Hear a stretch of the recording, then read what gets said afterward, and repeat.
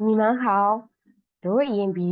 ဒီယိုလေးမှာတော့တက်ကနေပြီးတော့69ထိတင်ခဲ့ကြတယ်။ဒီမှာတော့100ကနေစပြီးတော့တင်မယ်နော်။ဒီ100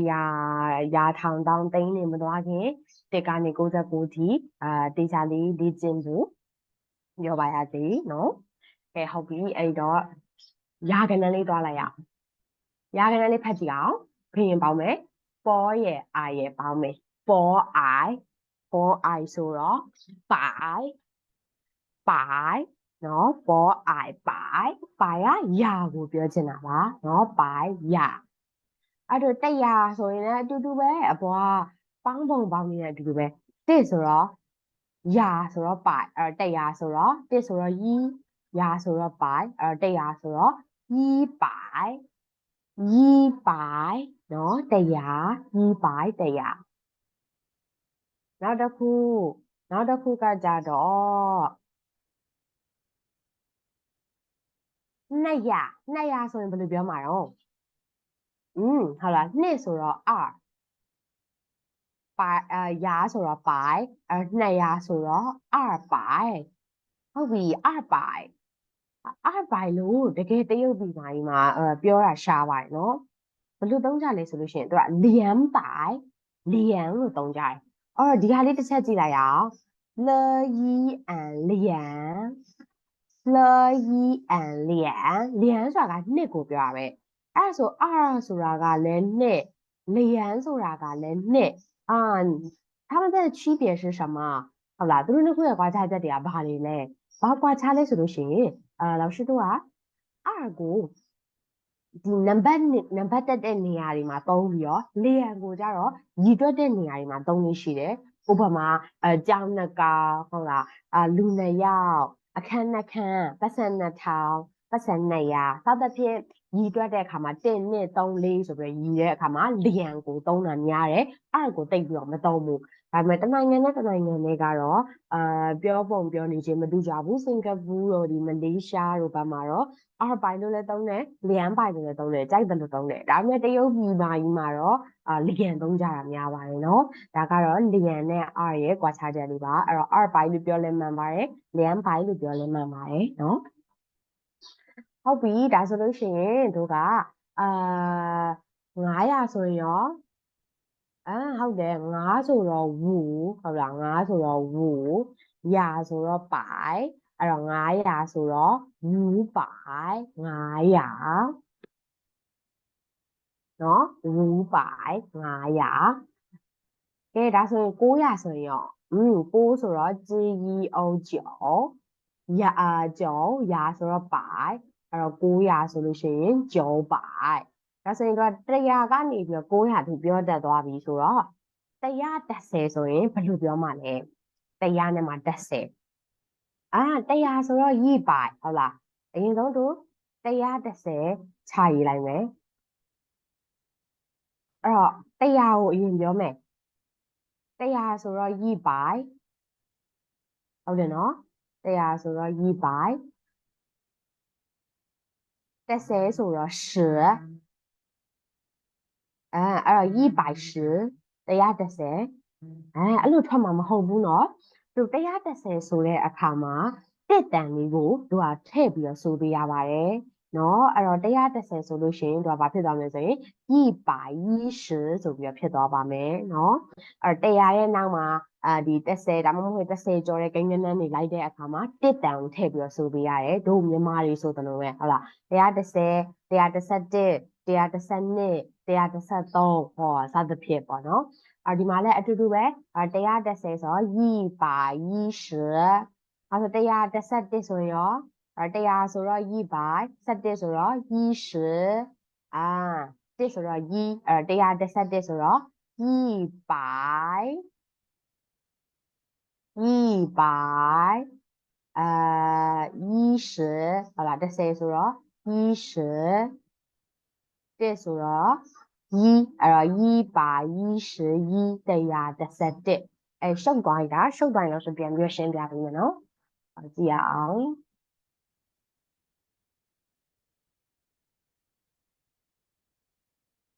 အဲ့တော့ဒီမှာ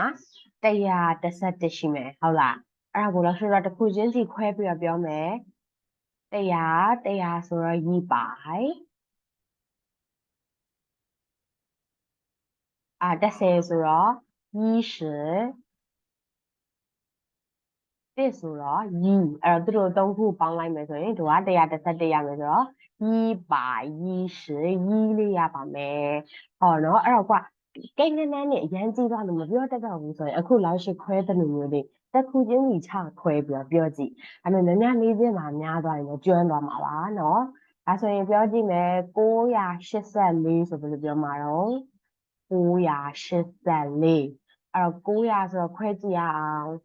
900ဆိုတော့900ဟုတ်လား900ဆိုတော့900 80ဆိုတော့808ရ10ရပေါင်းထား80ပေါ့80ဆိုတော့80လေးကကြတော့4အဲ့တော့သူတို့လေးခုပေါင်းပြလိုက်တော့984 984နော်ရမလား984နောက်တစ်ခု989ပြောကြည့်မယ်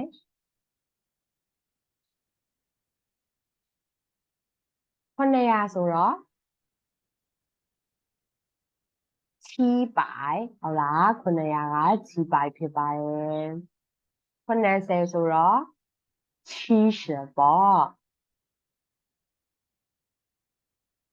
9ဆိုတော့7ပေါ့နော်အဲ့တော့989ဆိုတော့777ရမယ်နော်အဲ့ဒီလိုနည်းလေးနဲ့လာဆိုလေ့ကျင့်ရမယ့်ကိန်းဂဏန်းတွေလည်းပေးထားပါမယ်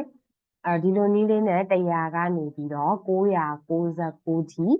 လေ့ကျင့်ကြည့်လို့ရပါတယ်နော်အဲ့တော့ရာဂဏန်းလေးရလောက်မယ်လို့ထင်တယ်ဒါဆိုရင်လောက်ဆိုလို့ထောင်ဂဏန်းလေးတွားရအောင်ထောင်ဂဏန်းကြတော့ချမ်းအဲ့ချမ်းကထောင်ဂဏန်းကိုပြောချင်တာနော်ချမ်းကထောင်ဂဏန်းပြောမယ်ဆိုရင်ချီရီအန်ချမ်း1000ဟုတ်လား1000ဆိုတော့ရီချမ်းပေါ့1ရ1000ပေါ့နော်ရီချမ်း1000အဲ့ဒါကိုနှစ်ကကြလျံ2000ဆိုတော့လျံချမ်း2000အဲ့ဆို3000ဆိုရင်ရော3000 3000အဲ့ဆို3500ဆိုရင်ရော3000ဆိုတော့3500ဆိုတော့ဝူပိုင်3500ဆိုတော့3500ဝူပိုင်3000နဲ့မှ900ဟုတ်ပြီဒါဆိုရင်နည်းနည်းရှုပ်ထွေးတဲ့ကိန်းဂဏန်းတွေပါပို့သွားကြည့်အောင်တစ်ချက်လောက်အဲ့ဆို4920ဆိုရင်ရောကဲခုနကလိုပဲလောက်ရှင်းလို့ခွဲခဲ့တယ်လို့ခွဲမယ်4000ဆိုတော့4ဆိုတော့4 1000ဆိုတော့ချမ်း4000ဆိုတော့4000 900ဆိုတော့700700 4900 20ဆိုတော့20နော်အဲ့တော့4920ဆိုတော့4720 4920ဟောဒါမျိုးလေးတွေခွဲပြောလို့ရှိရင်မခတ်တော့ဘူးเนาะရှည်တော့ရှည်တယ်ဒါပေမဲ့မခတ်တော့ဘူးเนาะအဲ့တော့ကဲ9999သွားကြစို့9999ကဲအဲ့တော့9000ဆိုတော့9000ဆိုတော့9ဆိုတော့9ထောင်ဆိုတော့ချမ်းအဲ့တော့9000ဆိုတော့စုံချမ်း900ဆိုတော့9ဆိုတော့9ဟုတ်လားရာဆိုတော့ပိုင်အဲ့တော့900ဆိုတော့9ပိုင်90ဆိုတော့9ဆိုတော့9 10ဆိုတော့10အဲ့တော့90 9ကကြတော့9နော်အဲ့တော့အားလုံးပေါင်းရဆိုကြအောင်9999အဲ့တော့9999ဒါဆိုရင်ဒီနည်းလေးနဲ့လည်းချမ်းဆိုရဲဒီထောင်ဂဏန်းလေးကို1000ကနေပြီးတော့ဒီ9999ထိရွတ်တက်လိုက်မယ်လို့ထင်ပါတယ်လေ့ကျင့်ဖို့အင်တိုင်းလည်းအများကြီးပေးပါမယ်နော်နောက်တစ်ခုကြည့်အောင်နောက်တစ်ခုက1 ဝူဝမ်ဆိုတာကတောင်းကိုပြောချင်တာပါနော်ဝမ်ကတောင်းတစ်တောင်းဆိုရင်တစ်တောင်းဆိုရင်2တောင်းဆိုလို့ရှိရင်28တောင်းဆိုလို့ရှိရင်8ဆိုတော့ပါ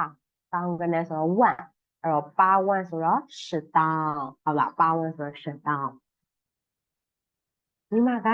အပြောတင်တာဖြစ်တဲ့အတွက်ပြီးလူကြီးရဲနေဖြစ်တဲ့အတွက်ကြောင့်မလို့ဒီဟာရေးဒီဟာပြောဒီဟာလုပ်ဆိုပြီးဓာတ်ရိုက်ကြီးတော့ချပြီးတော့မှမဟုတ်ပါဘူးကိုဟာနဲ့ကိုတွေးခေါ်တက်လာအောင်ကိုဟာနဲ့ကိုဒီပြောတက်လာအောင်ဒါရဲ့တွေးခေါ်တဲ့အပိုင်းတွေကိုပို့ပြီးတော့ဒီလေ့ကျင့်ပြီးတော့မှဖြစ်တဲ့အတွက်ကြောင့်မလို့ဒီကိုတင့်တော်တယ်လို့လေဒီနှုတ်ထုတ်တာ line မှတ်တာလုပ်လို့ရပါတယ်နော်ဟုတ်ပြီအဲ့တော့ဝူဝမ်ဆိုတော့9000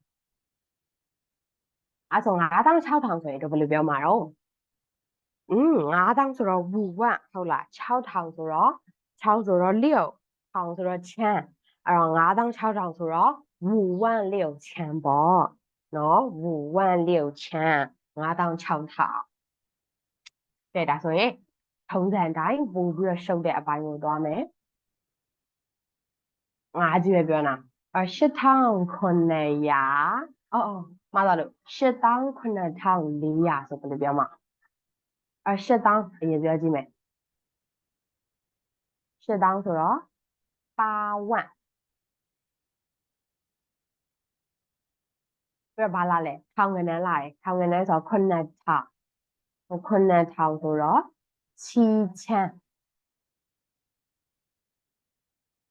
9000 400ဆိုတော့400အဲ့တော့ပါဝမ်7400ဒါဆိုရင်89,400ဖြစ်ပါတယ်เนาะပါဝမ်7400အဲ့လိုမျိုးပဲအနောက်မှာပို့ပြီးရှုပ်ထွေးတဲ့ကဏ္ဍတွေပါလာမယ်တကယ်ဥပမာပြောရမယ်ဆိုရင်ဒီနေရာမှာတို့54ဆိုပြီးထည့်လိုက်မယ်ဟုတ်လားအဲ့ဆိုလည်းမခတ်ဘူးရာကဏ္ဍတွေပြောဆို10ကဏ္ဍကပါရှိလဲ50လာမယ်50ဆိုတော့50 400ကျတော့10အဲ့တော့ခါကျတော့ဘာဖြစ်သွားမှာလဲ87,454ဆိုပြီးဖြစ်သွားမယ်နော်မပြောတတ်တဲ့ကိန်းဂဏန်းဆိုတာမရှိတော့ဘူးဟုတ်လားကိုဟာကဒီလိုမျိုးလေးဖြည်းဖြည်းချင်းလေးချင်းကြည့်ပါအစာပိုင်းတော့ကိန်းဂဏန်းတွေမေးတာလို့မပြောတတ်တာလို့ဖြစ်တတ်ပါတယ်နော်ဒါတော့လူတိုင်းပါပဲအဓိကကတော့လေ့ကျင့်မှုပါပဲနော်ဒါမှမဟုတ်လေ့ကျင့်ပါရမယ်နော်ဒါဆိုရင်တောင်းကဏန်းကြီးပြီးသွားပြီဆိုတော့ကဲနောက်ဆုံးဖြစ်တဲ့သိန်းကဏန်းကြီးသွားလိုက်ကြရအောင်သိန်းကဏန်းကကြတော့တို့ကသူကသိန်းဆိုပြီးတော့တက်ကြီးထုတ်ပေးထားတာမျိုးတော့မရှိဘူးအဲ့တော့တို့ကတောင်းပေါင်း10ကဟုတ်လားအဲ့တော့1010ကဆိုလို့ရှိရင်တို့တသိန်းဖြစ်သွားတယ်နော်1010ကဆိုရင်တို့ကတသိန်းဖြစ်သွားတယ်အဲ့တော့10万ပေါ့10,000ဆိုတော့တသိန်းပေါ့သဘောပေါက်လားမသိရလားအဲ့ပြန်ပြောမယ်နော်သိန်းဆိုပြီးတော့တက်ထုတ်ထားတာတော့မရှိဘူးအဲ့တော့10မှာ10,000ကဆိုလို့ရှိရင်တသိန်းအဲ့တော့ तू က10万ဆိုပြီးပြောလိုက်တယ်အဲ့တော့10万ကအဲ့ဒါတသိန်းကိုပြောချင်တာပါ10万အဲ့ဆို2သိန်းဆိုရင်ဘယ်လိုပြောမလဲ2သိန်းဆိုတော့2သိန်းဆိုတော့2သိန်းဆိုတော့နှစ်ပေါင်း1000ပေါင်းအခါ20ပေါ့ဟုတ်တယ်မလားအခါ20ဆိုတော့ဘယ်လိုပြောမှလဲ20ဆိုတော့20ပေါ့ဟုတ်လား20ဆိုတော့20万ဆိုတော့သိန်းအဲ့တော့2သိန်းဆိုတော့20万2သိန်းပေါ့2000ပေါင်းအခါ20ဆိုတော့2သိန်းဒါဆို3သိန်းဆိုရော3သိန်းနဲ့အတူတူပဲ3ကကြတော့စမ်း3ဟုတ်လား1000ပေါင်း10ကဆို1သိန်းအဲ့တော့1000ပေါင်းအခါ20ဆိုရင်2သိန်း1000အခါ30ဆိုရင်3သိန်းဆိုတော့အခါ30ဆိုတော့30တောင်းဆိုတော့130万ဆိုလို့ရှိရင်3သိန်းဖြစ်ပါတယ်အဲ့ဆို4သိန်းဆိုရင်ရောဟုတ်တာပေါ့4သိန်းဆိုရင်40ရဲ့တို့တောင်းကနန်းရဲ့ပေါင်းပေးလိုက်ရုံပဲအဲ့တော့ဒါလေးပြောနေလို့ရှင်ရှုပ်သွားမှာဆိုတော့ပို့ပြရှင်းတဲ့ဟာလေးပြောသွားမယ်အဲ့တို့သိန်းကနန်းကိုပြောချင်လို့ရှိရင်သိန်းကနန်းကိုပြောချင်တယ်ဆိုလို့ရှိရင်သူက10ကနန်းအပေါင်း1ဖြစ်ပါတယ်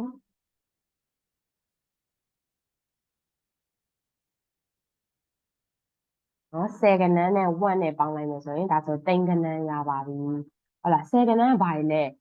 10 20 30 40 50 60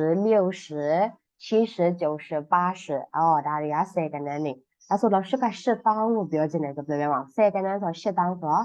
80သိန်းဆိုတော့1ဟုတ်လားအဲ့တော့10သိန်းဆိုတော့80万10သိန်း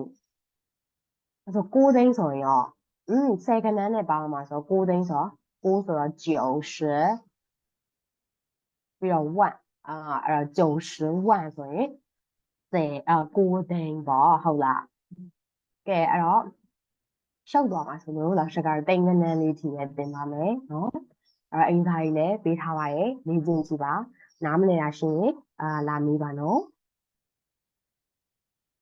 မရတာယူဒီတိုင်းမထားပါနဲ့ကိန်းကနန်းတွေကဒီတစ်ကနေ69ထိကတော့လွယ်သလောက်ဒီရာထောင်တောင်းသိမ်းမှာတော့ရှုပ်ထွေးတတ်သွားတတ်ပါတယ်အဲ့ဒီကြောင့်မလို့လာမေးပါနော်မရဘူးဆိုတာနဲ့ချက်ချင်းလာမေးလို့ရပါတယ်ကဲအဲ့တော့ဒီရှုပ်ကလေးကတော့ဒီမှာပြီးသွားပါပြီရှုပ်ပြီးသွားပြီဆိုရင်တော့ဒါ basic ပိုင်းနဲ့အကုန်ပြီးသွားပြီဆိုတော့ဒီနောက်သင်ခန်းစာတွေကဒီအပြောဘက်ကနေစပြီးတော့သင်တဲ့သင်ခန်းစာကြီးစပါတော့မယ်နော်ကဲအဲ့တော့အပြောသင်ခန်းစာမတက်ခင်ဒီ basic ပိုင်းတွေဖြစ်တဲ့拼音ရဲ့笔画လို့ခေါ်တဲ့စုပ်ချက်တွေရဲ့ဒီရှု字လို့ခေါ်တဲ့ကိန်းဂဏန်းတွေရဲ့ကိုတစ်ခါပြန်ပြီးတော့လေ့ကျင့်ထားပါနော်။ဒါကြောင့်တိုက်ချက်